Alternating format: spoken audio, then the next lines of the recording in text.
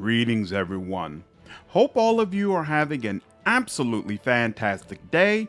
We are back again with more Pathfinder, Wrath of the Righteous, and this time I want to walk through the non-Ascension Azata ending. We're going to do this ending a little bit differently than the others. I'm going to skip over panels that I know you would have already seen if you've looked at my other ending video. So we're only going to read the ones that are either specific to Azata or specific to this playthrough. But I'll pause for a couple of seconds on the ones that I don't read, so you have the opportunity to pause the video if you want to read those slides for yourself. With that, let's go ahead and get started. Commander Planet perished, but shortly after, his followers were all visited by the same dream. The goddess Desna, tears falling from her eyes, carried a ravaged soul in her hands. Then a tiny spark appeared within the soul, and she placed it in the night sky. That night, a new star really did appear in the skies over Golarion, and it was named after the commander.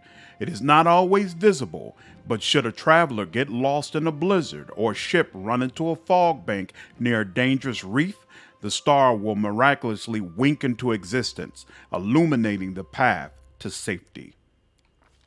The wind of Elysium became a harbinger of renewal for the lands of the former wound.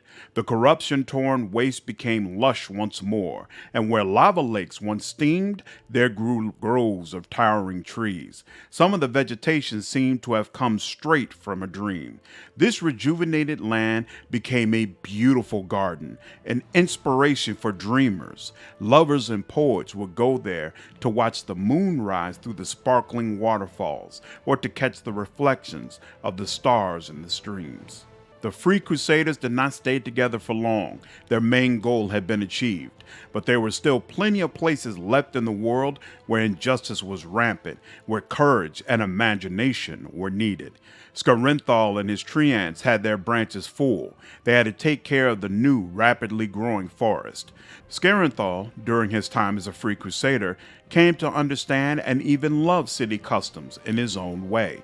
He often dropped by Drezen and even officially adopted all the teenagers from the commander's court, and he cared for them just as selflessly as if they were his own trees. The fate of the Mimic Crusaders was most astonishing of all. They formed their own knightly order, then changed their mind and decided to become pirates, then settled on being pirate knight acrobats. They sailed the seas on a massive ship, quite possibly another Mimic, singing chanties, juggling cutlasses, saving beautiful damsels, and, on rare occasions, boarding someone they didn't like. Avu, inconsolable after losing her best friend, was taken from the ruins of Threshold by the Free Crusaders. Before long, a group of Azatas arrived to return the dragon to Elysium. Much later, all grown up, Avu went off on her own adventures. She traveled the plains, bravely helping good souls in distress, and, of course, seeking out places where they baked the best cookies. As a leader of the Crusades, the commander won their loyalty and obedience. Even in the Crusades' darkest hours, the commander found ways to restore the army's supply lines. His military acumen was beyond question. Under his leadership, the divided, poorly trained Crusader forces were forged into an invincible army. Due to the success of the commander's diplomatic strategy, by the end of the war, Mendev's true political center was Drezen, not Neurosian. After gaining the support of foreign rulers and finding allies in the capital, Drezen became the shining example of the new Mendev, one that was nurtured by the commander's ideas. Having declared its independence from Mendev, Drezen became the center of a young and ambitious nation. After expanding across the entire territory of the World Wound, the country eagerly took on the task of settling the uninhabited northern regions. The significance and accomplishment of the crusade were so great that even a century after the end of the war, Drezen remained its prominence on the map of Avestan. The commander's diplomatic, military, and administrative talent turned the fortress into a key political player. Upon his return to Kenabris, Ramian did all he could to heal the wounds left by the war. The city saw an influx of pilgrims who wanted to be close to the glory of the Crusaders. Alas, those pilgrims were followed by spies, criminals, and cultists. The Eagle Watch was barely able to keep up with the cloak and dagger war that broke out in the city's underground.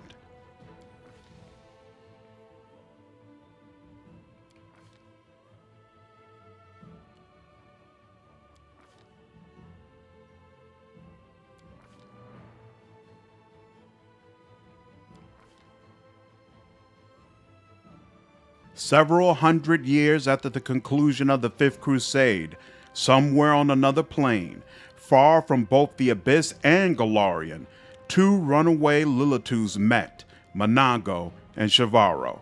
They met, never to part again. The hand of the inheritor, who had gone into voluntary exile, spent much time among mortals, trying to gain a better understanding of their fickle nature. Somewhere on the roads of Golarion, the angel's trail went cold. Rumor has it that he intentionally went into hiding to avoid both old friends and surviving enemies, and that he now lives somewhere in the guise of a callow mortal youth, eager to absorb other people's wisdom.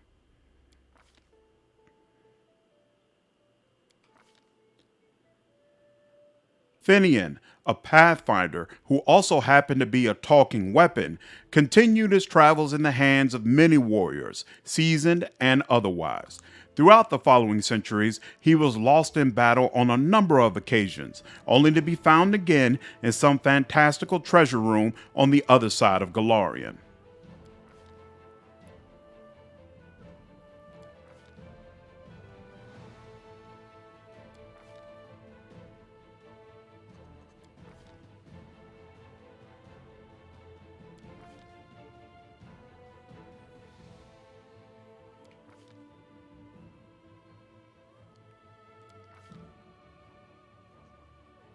After the victory, Soseo returned home.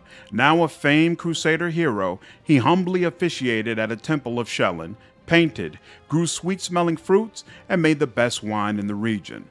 His former kindly smile returned less and less often. He avoided talking about the war, and when people asked about his brother's fate, he just curtly replied that Trevor had been killed by demons. During the war, Soseo met an engineer by the name of Aran Kerr. That meeting turned into friendship, which turned into love. And then it was time for the wedding.